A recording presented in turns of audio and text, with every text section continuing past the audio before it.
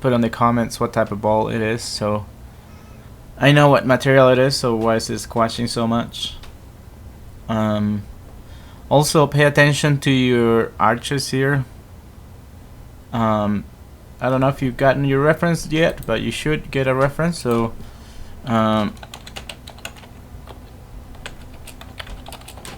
sequence, if you look at it, the ball bounces is very mathematical, I guess. Or let's see, I know there's pictures of it. There's old pictures of the bouncing ball.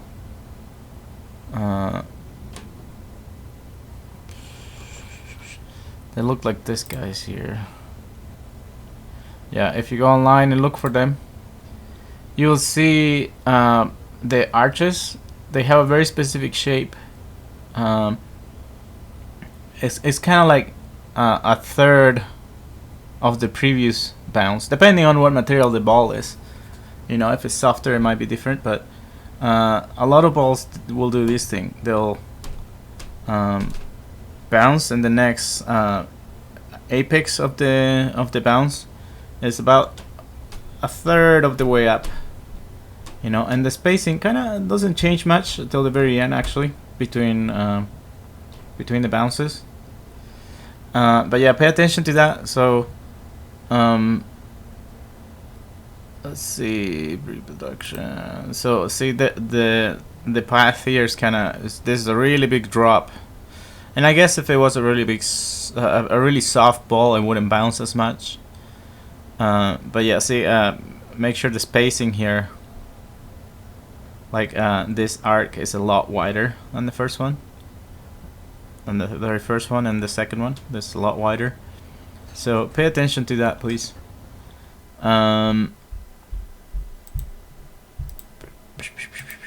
Let's see who else is here. Catherine.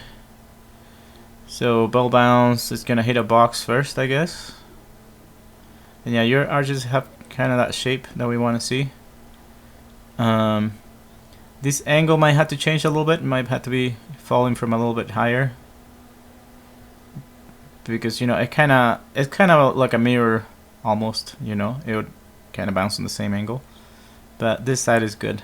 So this ball might need to be a little bit higher here, just so it bounces on the same direction, like instead of bouncing on a wider arc. But good. Clarissa. Okay, so she's gonna make it a little more complex and have the ball roll down. Then hit the wall and bounce down. I don't know if it's gonna hit here. It looks like it. But if it does hit here, again, you have to remember this bounce is almost like a mirror. Like if it's coming in this angle, it'll bounce the same angle, maybe down, because this surface is on a different angle. So it might be like bouncing here and maybe get some energy, you know, from that.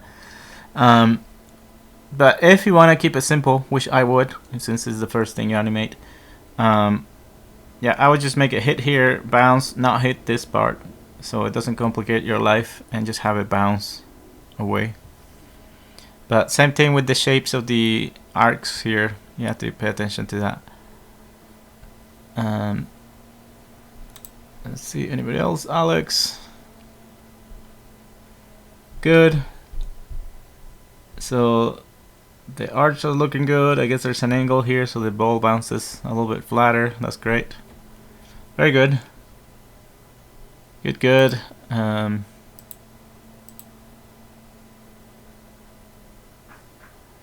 Sarah. Okay, so the ball here.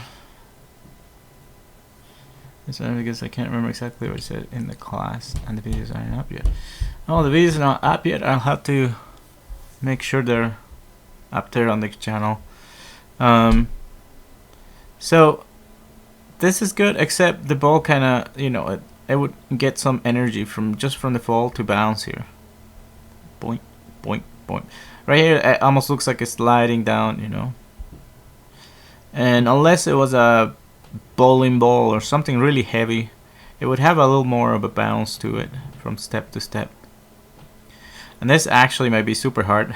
So I don't know, you might want to simplify how many steps you have, or yeah, I would probably make less steps, you know. It would probably make things easier for you.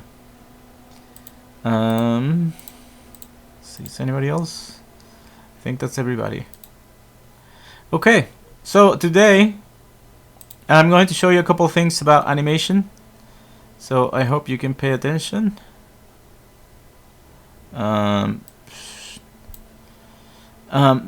Last time I talked about animation again, and that I think it was 2 classes before I talk about rigging. So for animation, we need to, since this is a ball, we need to make it squash and stretch. So we're gonna use some of that rigging we learned, and I'm going to show you how it works here. Rigging can be fairly simple or pretty complex depending on what you do, but it does help, especially when you have a character that has lots of parts. So if you look up here on the menu, you'll see a Deform menu. And it's also on the animation, on the modeling menu, sorry. It's also right there, because there's some things that you want to do that are part of animation that you can use them for modeling. For example, a bend, for example, let's say you have a telephone pole and you want to bend at the top so you don't have to model the curve. You can do that. You can bend it with this deformer and then delete the history and it'll stay bent. This Deform menu is basically part of the animation workflow. Why is that? Because most deformations you want to animate usually. So like for example, if this was the telephone pole, let me just do this here really quick, add some subdivisions. And remember, anything you want to move, you need to have divisions for it to work. So let's say this is the post. It's not that one, this one. So if you want it to bend, or if a character crashes into it and you want to animate it bending, you know, you could add a bend to it. If I hit 4, you'll see there's a little line inside, which is the bend. And here's the curvature. So now you can bend the post. You can actually move the deformer, you know, so it bends at different places. And all these things are animatable. You know, anything that has a channel to it, you can just right click and say key selected, you know, you can animate. So if you wanted it to stay like this, deform for good, the only thing you have to do is delete the history of the object. Now the bend is gone and the object stays deformed. So you have to pay attention to that. You have to pay attention when you use a deformer, that you don't leave it on the history of the object, because accidentally you might let me see if I get it back there. You might move the object or the bend accidentally, or delete it and lose your deformation. So you have to be careful with deleting history with animation. It works really well for modeling because you don't want to carry all that weight with you. But if you want the object to keep deforming afterwards, you have to make sure you don't delete the history of the object. That's why I had you freeze transformations before and delete the history before you're animating. So all these two have to be done before you start animating. Delete the history and freeze transformations. So this ball, we wanted to do something very specific, which is squash and stretch. So if you go to the Deform menu, and in here there's a bunch of deformations, but under non-linear you'll see squash. So if you click on squash, you will see this little symbol show up. The symbols are this means the center of the squash and stretch. This is the top portion and the bottom portion. And if you look under your channel box here, you will see that a squash is added to the sphere. It's right here. Or you can select it by itself. There's squash. So the way this works is the factor of the squash is how much it squashes and stretches. And then you have a low bound, which is the line. You have the line that's going under the ball, and the high bound, which is the line that's going above the ball. So let me just turn it down so you can see what's going on. So that's with the high bound to 0. You see the ball's only squashing on the bottom, it's not squashing on the top.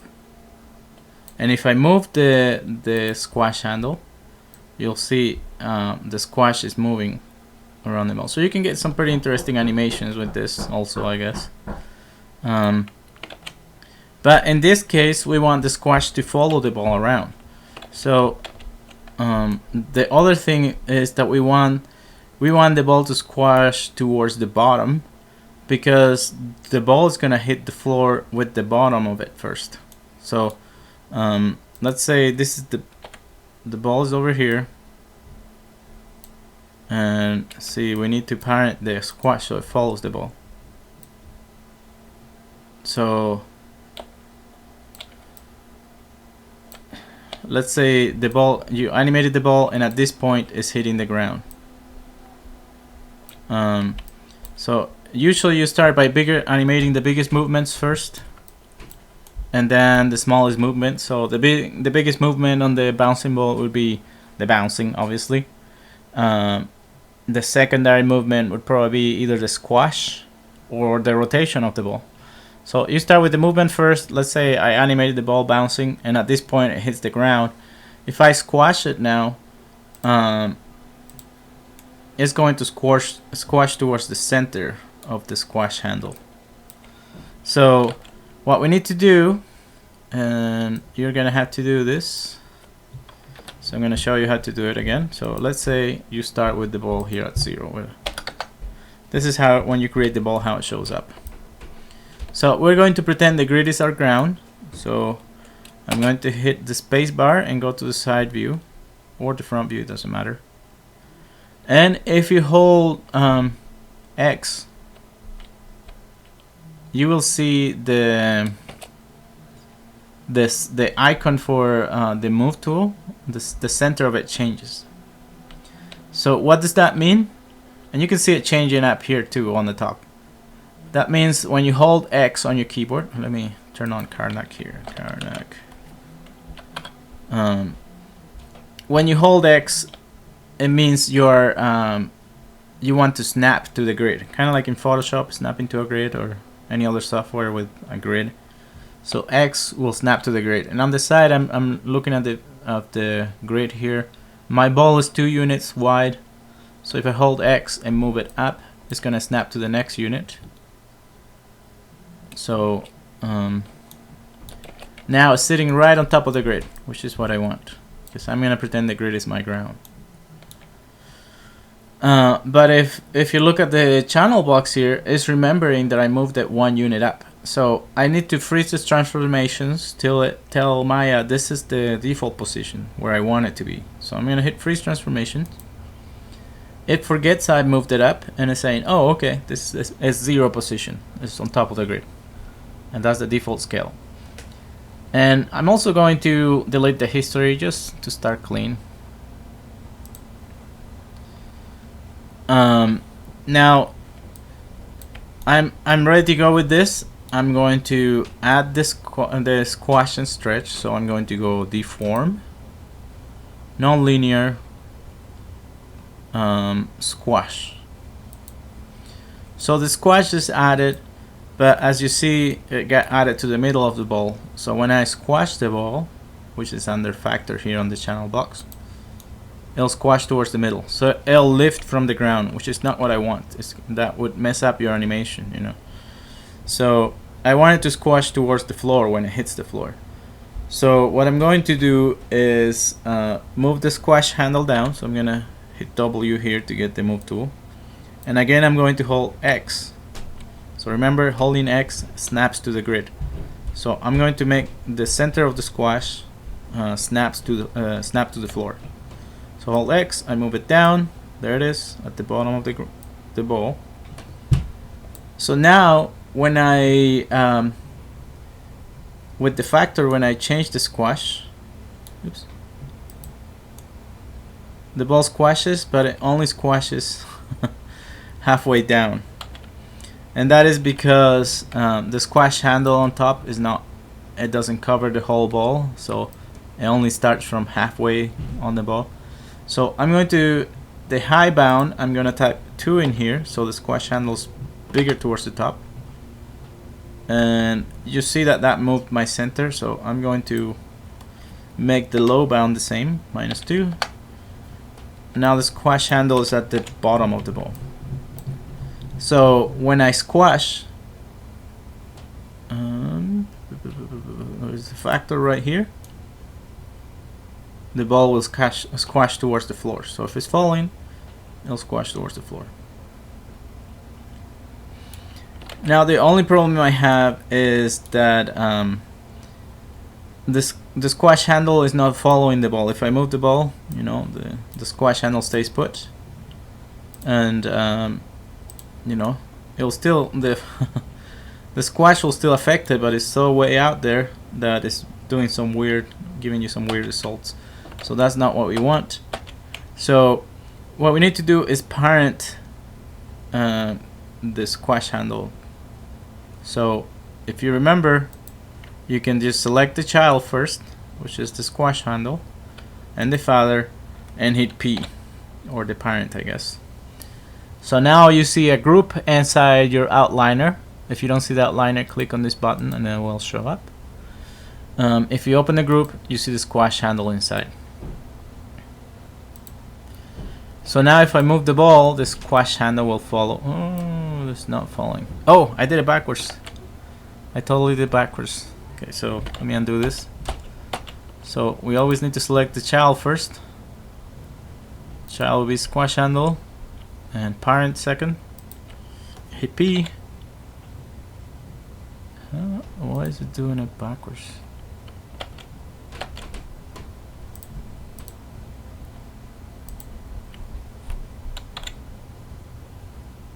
Still parenting the squash handle first.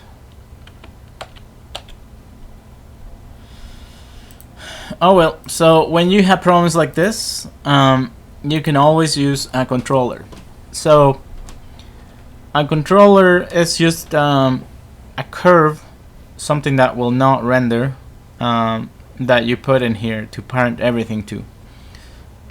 So if you, on the top, you change your tab to curves, I'm going to create a circle, and I'm going to say this is my controller. So this controller, I'm going to scale it so it's a little bit bigger and I can see it better.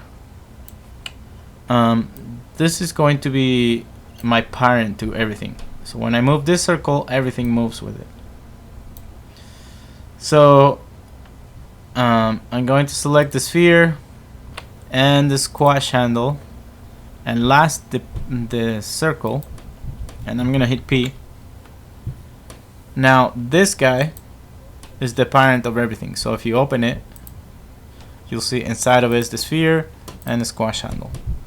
So if I move this guy, you know, you can move the ball and the squash handle at the same time. H1 can have its own animation. So if I click on the squash handle, now I can add a factor of squash here. I'm just gonna what I'm doing to change this number, I click on the name and middle mouse drag on the screen. And if this is moving too fast, if it's changing too fast, if you hold control, it'll go slower. But yeah, now I can key this by itself, you know.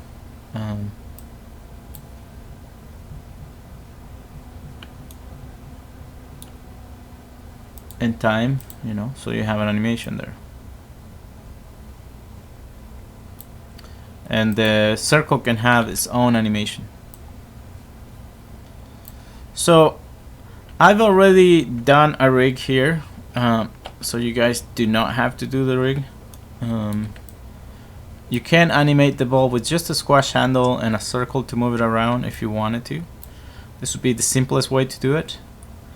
The problem you run into doing things like this is that to see the animation of something, let's say my main controller has animation of, you know, you animate the position with it. Let's say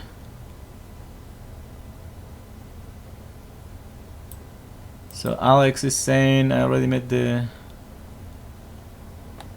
let me see what he said. Sorry, I already made the rig from scratch. I would highly recommend learning how to do that. Yes. You know, rigging sounds pretty scary. There's a class specifically for it, which is animation and rigging, actually. But it shouldn't be. It's fairly straightforward. If you want to learn how to do it, you know, rigging is basically parenting things together. So just like I parent the circle here, I put the sphere and the squash inside. You can parent them together. So what I was going to show you is the rig I made, and you can modify it. But if you understand this, you know that this is the parent, the sphere is inside, and the squash is inside, you will understand how to rig it. So this circle, the main circle, will not render, nor will the squash handle. The only thing that will render on your scene will be the sphere. Everything made out of curves, like this guys, they're just lines, they will not render. Also, when you animate, let's say I animate the parent here, the circle outside, and then I move it. Oh, I had to change the time first. You always change the time first. Then animate it. And then let's say on frame 9 is down here. And I key it again. So the problem you'll run into with this type of rig is that, you know, you see in here the keys for whatever you have selected. Also on the graph editor, you'll see the keys for whatever you have selected. So right now I have the key selected for this circle, for the big circle. That's control and everything. That's the parent of everything. If I wanted to in here change the animation for the squash or the rotation of the ball, I would have to click on what I want to see. So for example, I want to change the squash at this frame, at frame 6. I had to click on the squash, and now I see the properties for the squash here on the graph editor. There's the factor, and now I can change that. To make the ball rotate, I would have to select the ball, click on the rotation, you know, and then I could see the rotation. So the problem is you end up clicking a lot of stuff. So I made a rig, and I'll show you how it works. So I'm going to open it. It's on canvas, under the class files, if you type here ball or bouncing ball or ball rig, actually, hit search, this result will show up, and here you'll see ball rig. So if you download this one, let me show you how it works. Download. And I'll open it with Maya. So let's give it a second for it to open.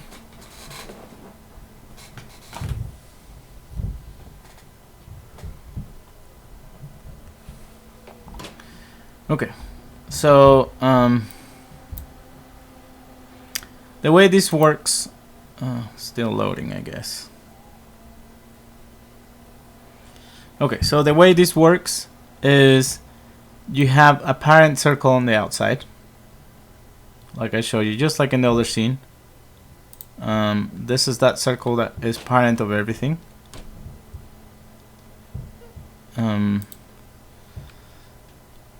This circle over here controls rotation. So if I rotate this circle, it'll rotate the ball. Oops. You know, any direction you want to rotate it. And the squash handle is inside of it too, right here.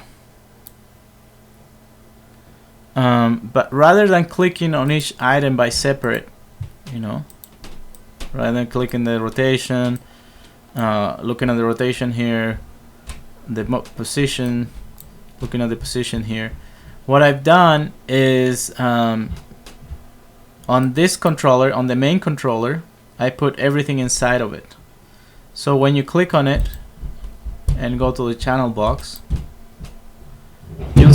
you'll see I made 2 extra positions here, 2 extra channels. So this channel, all I did was, instead of having to, okay, I'm on the main controller, I want to squash, now I had to look for the squash in here, open the factor here and animate it. Instead of doing that, I just put the connection right here, and I'll show you how to do that in a second here. But if you don't want to have to do the rig from scratch, you can do it like this. You can use this rig. I'm just gonna show you how it works. So this rig has, on the main controller, I've connected everything to it. So if you move the squash, it's right there. If you move the rotation, I think I did the Z rotation, or is it the X? Yeah, the X rotation is right there too. So in one place you have all your controls, and if you open here, on the graph editor, you'll see all those channels are in here, so you don't have to be looking through, you know, different menus here. You have everything in one place. So main controller, you open it, there's your squash and there's your rotation. You can animate it here, change the keyframes, change your translation, all in one place without having to be switching, you know, clicking so many things in here. So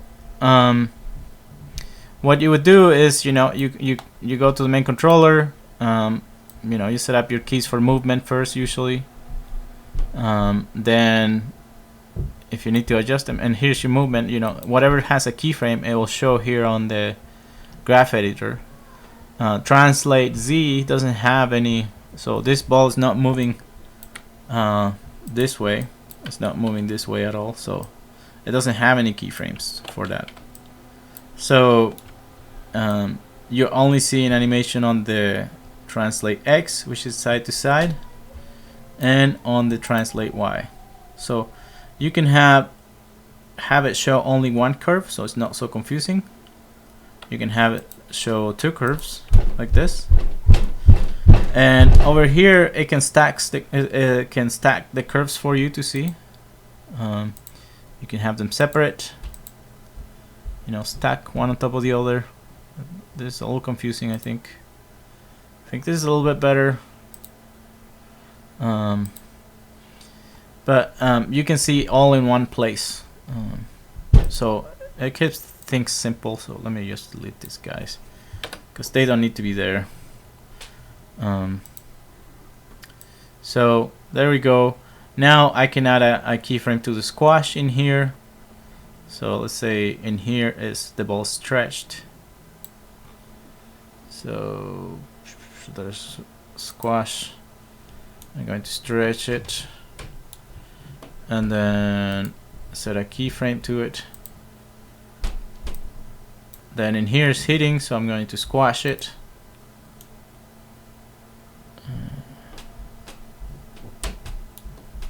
And set a key for it. They go one frame out. It should be stretching again. So I'm going to stretch it and then key it. So now I see there's keyframes in here. If I click on squash, you'll see there's the 3 keys I added. Now this is not perfect, and why is because the squash is not rotating with the ball. Okay, so you can have the squash rotate with the ball or not rotate with the ball. So in here you see I have the rotation controller. Inside the ball is parent of the rotation controller, but the squash is outside. If you wanted the squash to follow the rotation, I guess you could grab it, middle mouse drag it to the other group. Now when the ball rotates, the squash should rotate too. Let's see. Let me see.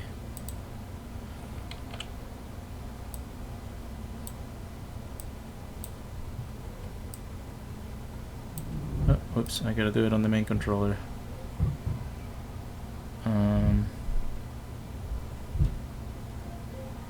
There's rotation right there. Yeah, so you can put the squash inside the group or not.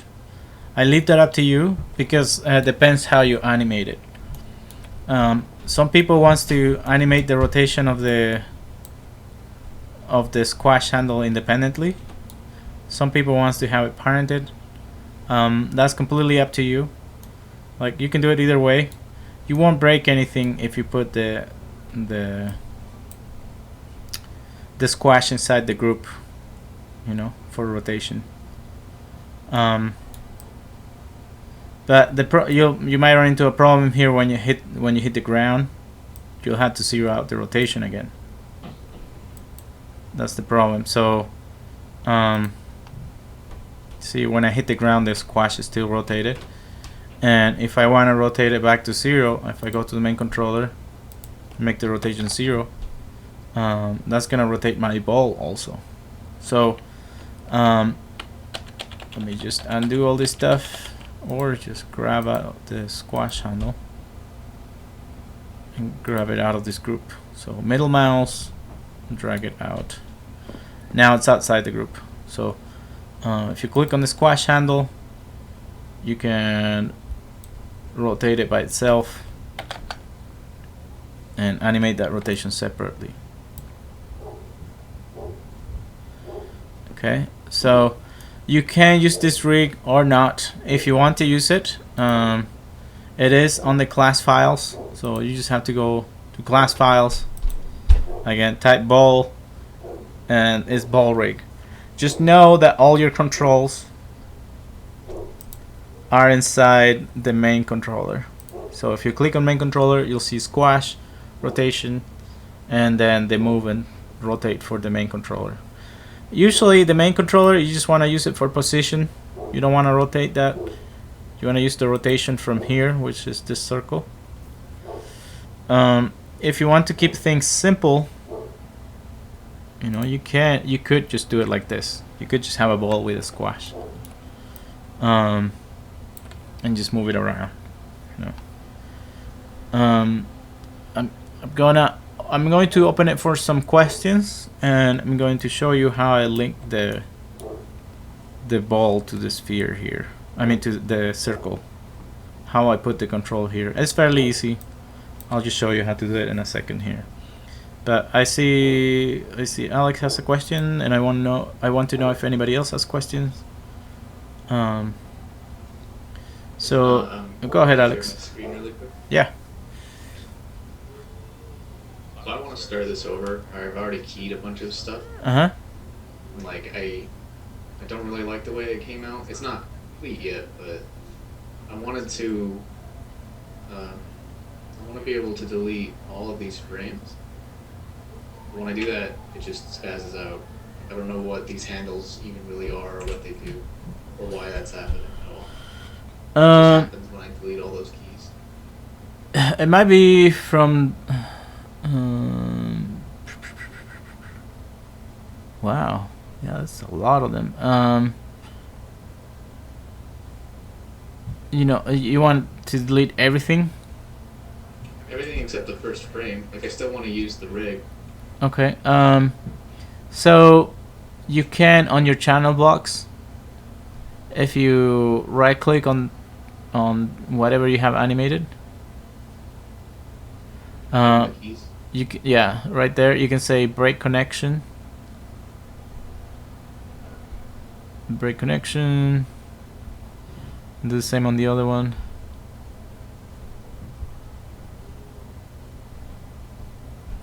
So that was your connection to the squash. So I set it to this little handle so I could move it up and down. Oh, nice. Very nice.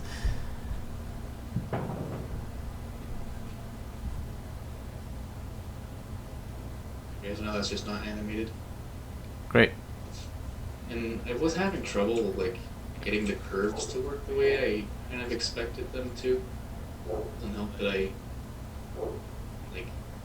Oh, the plateau. The plateau doesn't work. Is it the plateau is too flat? Like the apex of the curve is too flat? Is that what? Yeah, like the spacing between each frame was too consistent, so it wasn't actually easing in and out of each bounce. Like at the top, it was just going at a constant speed. And I wasn't. Anytime I moved the handle, it would basically go too far. Mm-hmm. If that makes any sense. Okay, so key it there. Put another key right there, and then one at the top. Yeah.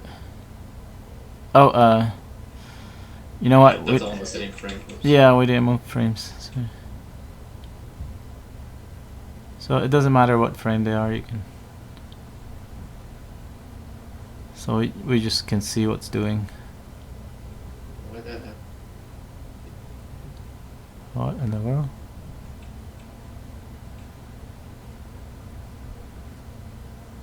And key selected. Yeah. Didn't happen that time. Yeah, I that's. didn't do anything differently.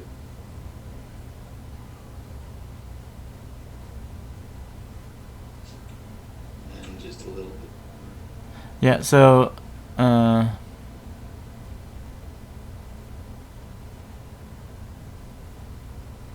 Okay, so I know for like when it's on the ground, you would just break the connection, like stick that up a bit more.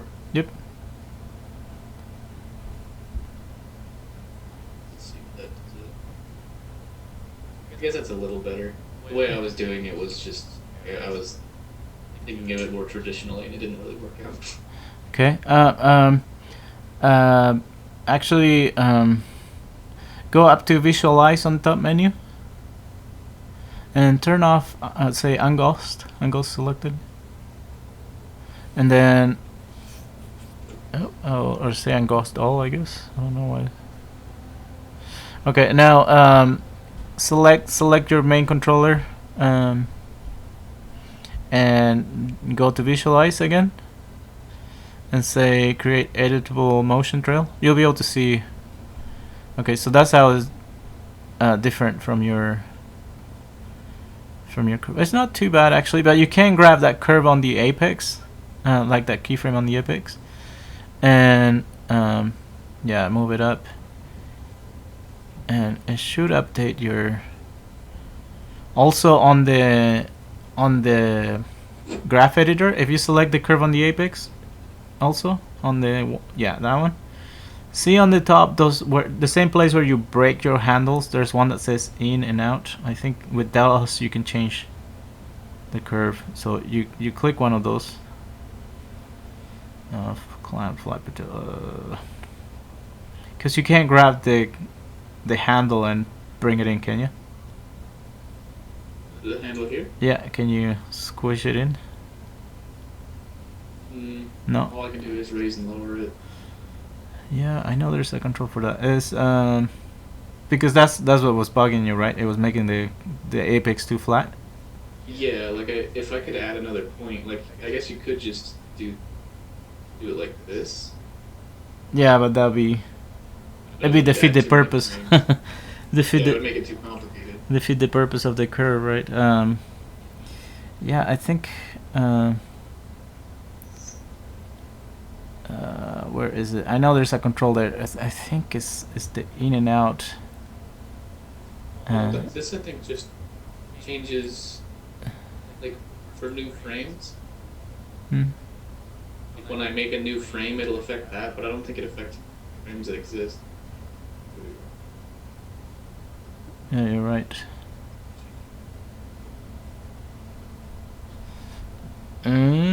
What about the tangents menu? Let's see. Flat, fixed. In tangent. It's the same menu, I guess, huh? Auto, spline, flex, flat, linear. If you change it to spline. I changed it to flat. Change it to spline and see if you can move the handle in. I know exactly what you mean. I just can't remember. Yeah, it's not letting you. No, it's still just going up and down. I probably also shouldn't have X selected as well. Yeah, you can on the left side if you can. Yeah, you can just click on translate Y.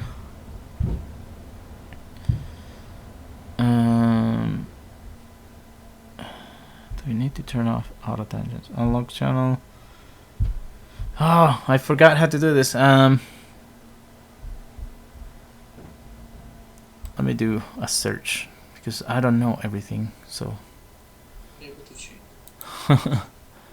Let me just do a search here. Actually, I think X is the one I want to affect anyway, because I want this curve to push out more to the left.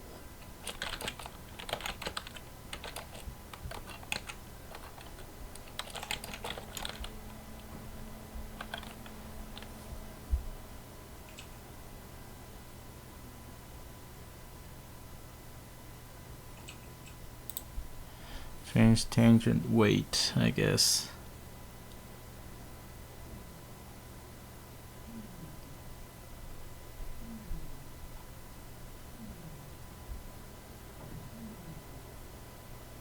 Oh, you have to right click on the frame and say weight tangent, I guess. Weighted tangent? Yeah. There we go. It's not updating the. Oh, yeah, the motion path. Yeah, that's kind of. That's the bug of the motion. The motion path. You have to delete it and redo it. Oh, it's annoying. Yeah, it is. It is annoying. I don't know what the problem is. That's why I prefer you guys using the graph editor, because that's actually what's going to happen. Yeah. The little visualization here is inaccurate, so I have to update it. Yeah. Or I think if you go to visualize and click on the option box, so create editable motion trail, and on the option box there should be an option to, let's see, always draw show frame numbers using. Yeah, I don't know. I have issues with this before, and that's why I don't depend too much on it. I just delete it. If I want to check, what I've done, I turn it on, and then if I do an update, I just delete it and create it again, so it shows me something accurate. Because it will actualize once it redraws. It creates again. Yeah. as long as I have the option thing open, I can just I can make edits and then I can do something extreme like that and then click apply and it'll redraw it. Yeah. It does a loop-de-loop. Yeah. So if I wanted to have, basically I want to get this curve to go out and match with that more. If I understand right, I just have to move this a little bit. Other way.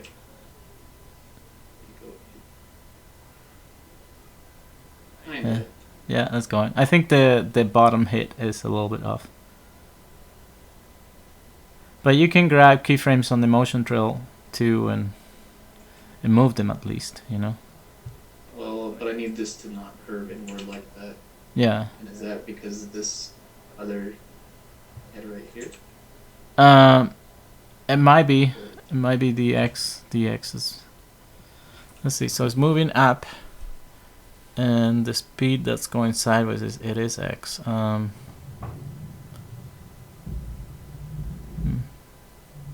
don't know how this one got so much longer than the other one. Oh. I moved them both at the same time. Oh. Maybe you have to break it. Break it from on top. You know where you broke the yeah. So. Yeah, there you go. So now they're independent from each other. And then if you want it, you would have to unbreak it, you know, to move them together again. Well, for some reason it's curving. It's going like inward like that. I don't know if that's because of what I did to the tangents on the X channel, or if that's because. So select just the X on the graph editor. There it is. So. See how it's the position is. It's not going left from right to left.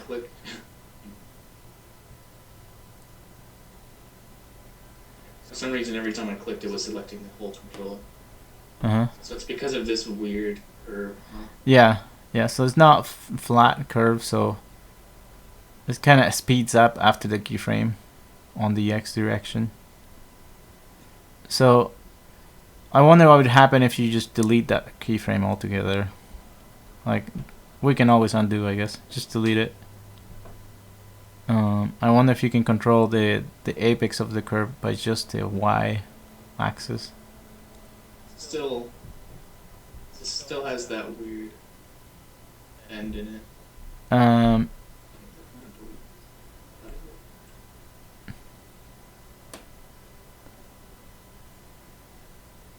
Yeah, it is gone. The weird curve is still there. Yeah. Delete that motion trail and create it again, I think. That's what I did. Let's maybe deleting it will change something. I just deleted them at that point. How do I select the let's see, all those motion trails. Just select them all and hit delete. Now, yeah, do it again.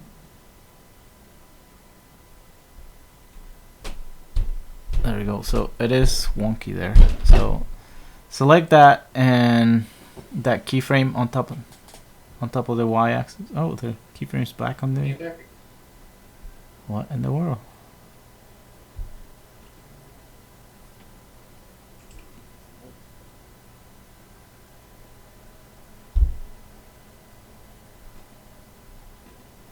So it is the Y. Yeah, it is the Y-axis. It's just slightly up there. So there's a button to flatten it. Is the one that says plateau. Let's see the button. Is either that one, the auto tangent, or the the very first one. Yeah, that one. And that took care of it. No, it's not doing that anymore. Yeah. Okay, and for this, so the goal is still just to get that curve to go out. So yeah. I don't know how or why. I think it's the hit, the one on the floor, the one that's hitting the floor first. If you move it back a little bit. This one? No, the first time the ball hits the floor, that keyframe. Yeah, if you move it back a tiny bit. And then let's see, let's go up. Yeah, it's still not doing it. No, it's gotta be the y axis. So if you hit weighted curve on that, and then grab that handle and pull it sideways. Let's see what happens. Is there a way to make sure it doesn't go up or down while I'm pulling it? I just want to pull it left or right. Maybe if you all shift. Shift didn't do anything. No? It's like a number box I can use. I just want to move it left without accidentally jittering up and down. Yeah, I know what you mean. How about control? Try to control, shift, and alt. None of those three work. No, it works, huh?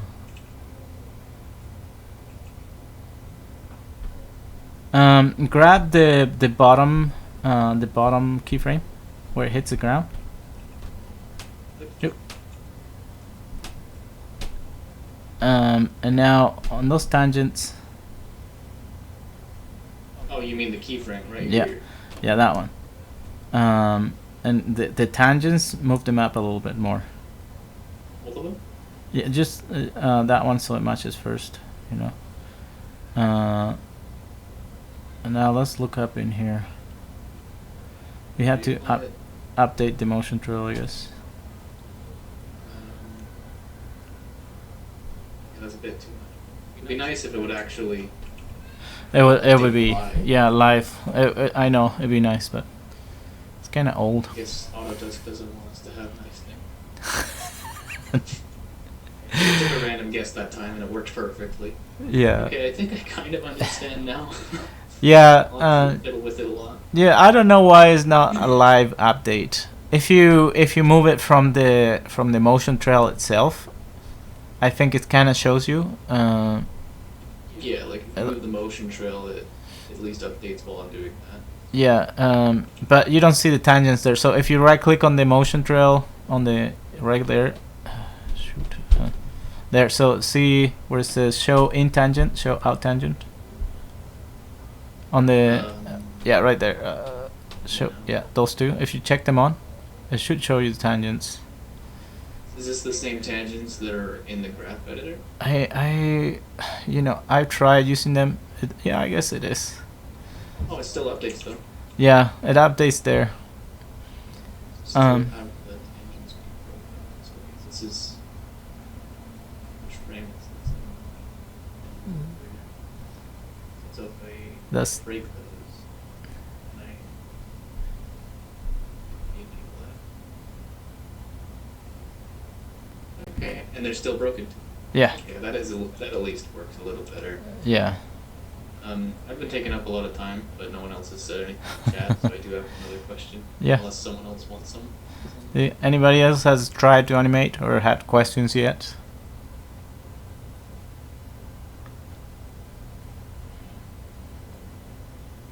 I hear silence, so go ahead. So on this frame, I don't want it to just be in that position for one frame and then instantly go back up. So this would it just be better to, I don't know, like lower the curve instead of making other frames?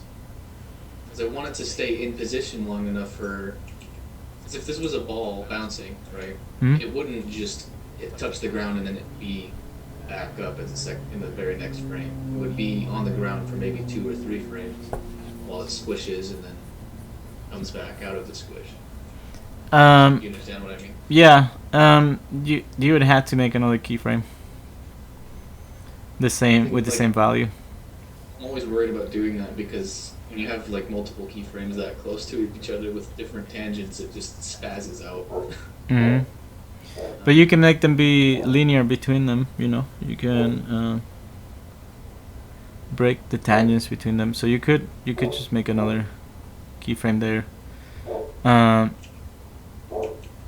Is there a way I could just copy this keyframe from the graph editor?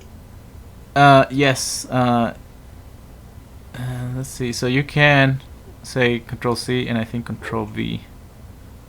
Yeah, it does work that way. But that's the problem I was talking about. So those tangents are spazzing out, and now it's getting weird. So break the tangents and just make them flat, I guess. So yeah, you just have to have the handle, grab the handle and make it flat, you know.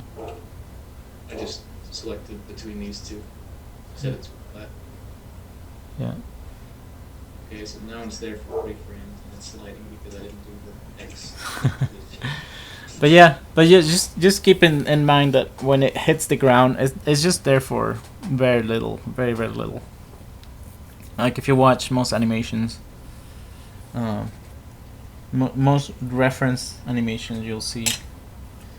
So I want all of you to use some kind of reference so you can see how actually things time. Because you know we might think things happen at a certain speed, but when you actually see it happening is different. You know, we perceive the hit as something really hard and long, but it might not be so, depending on the ball you're using, you know, what material the ball is, if it's soft or hard.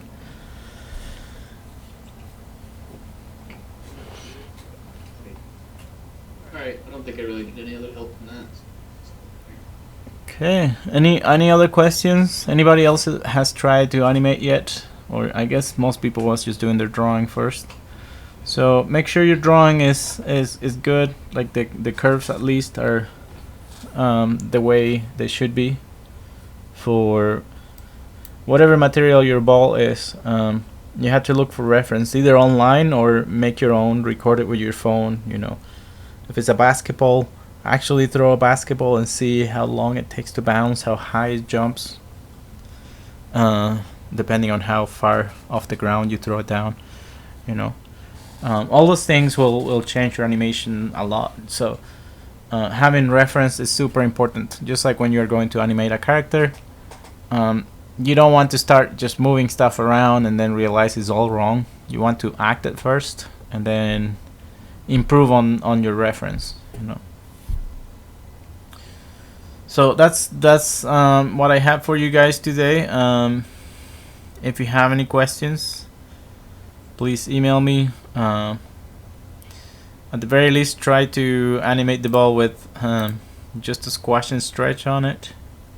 If you want to use the rig, you will have to download it from the class files. It's called ball rig. You just download it and all your controls will be on the main circle, which is this thing on the outside. The only thing I did to it was modify it so you could see it better. I just grabbed some of the curve points, sorry, not the curve points, the control vertex on it and moved them a bit so it looked more like a star. You know, something like this. But all your controllers will be on this one circle. You're not sharing your screen. Oh, great. Thank you, Alex.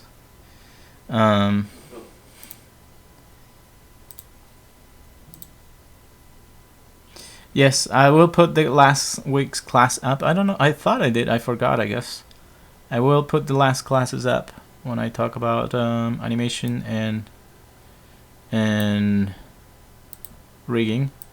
So all I did to the outside circle was just move the curve control vertex, so you know it looked a little bit different than a circle. And then I put all the controls in here. So the way you do that is fairly simple. You just create the space here. Let's say on my one parent controller here, I want to have the squash and stretch. You just say edit and you add a space for it. So add attribute, and you can name it anything you want. It's your space, so you name it whatever you want. Squash, oops. And then if you want to, you know, the squash was moving quite a bit, was flattening the ball almost infinite. So you can give it a minimum and a maximum here. You can say, okay, minimum -1. I don't want it to squash that much. maximum 1, and then default 0, obviously. So you say, okay, there's my space I made. It's not hooked up to anything, so I can change the value, but it's not changed to anything. It's not attached to anything. You know, and if I hit control, I can go slower. So now I want to attach this to the actual squash of the ball. So you select the squash. So this is what I want to hook up to this. So I would I'm gonna just delete this animation so I can actually connect it. So you would do this before you animate. So I select this, the squash.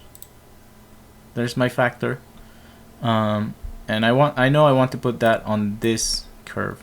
So all you have to do is go to Windows, and it's called Relationship Editor. So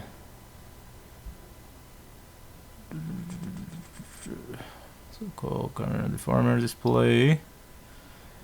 Oh no, it's actually General Editor. Sorry, General Editors.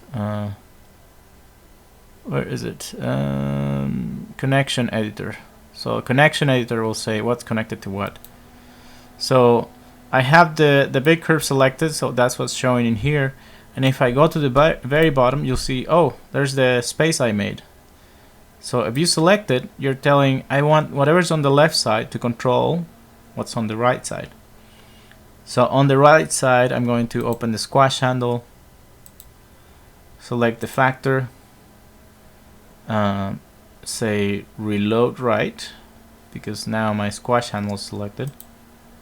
And if you look in here, there's factor. So if I highlight it, now this squash is connected to this, and it's done. That's all you need to do. So if I go in here to this curve now, the space I made is hooked up to the squash.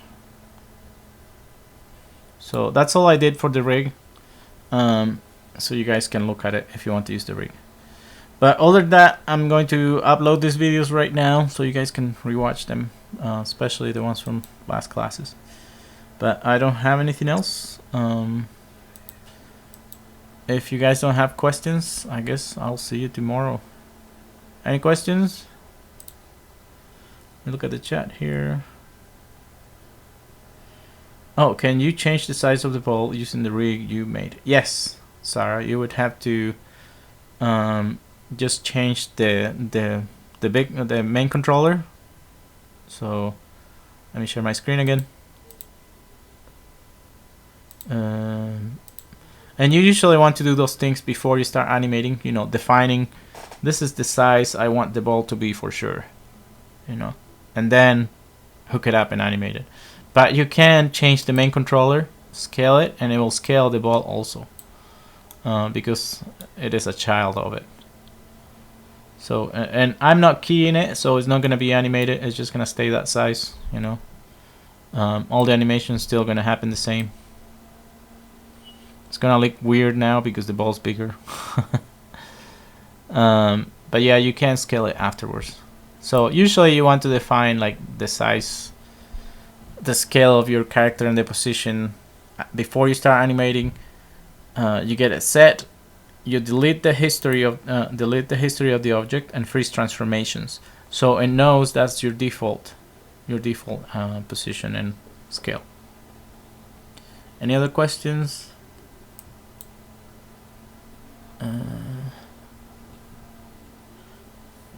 Okay, if there's no other questions, I'm going to see you tomorrow. Just send me emails if you have questions. I'll upload those videos. Alright, you guys. Bye.